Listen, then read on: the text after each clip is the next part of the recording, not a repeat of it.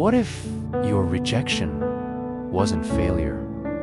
What if it was protection? Because every no didn't just disappoint you. It broke something inside you. You started questioning yourself, your worth, your place in this world. Why not me?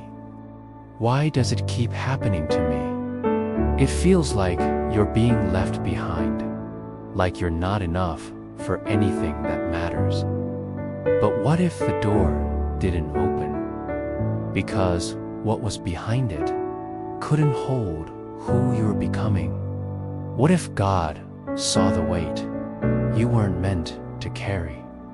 And every rejection was Him saying, "This isn't where you belong."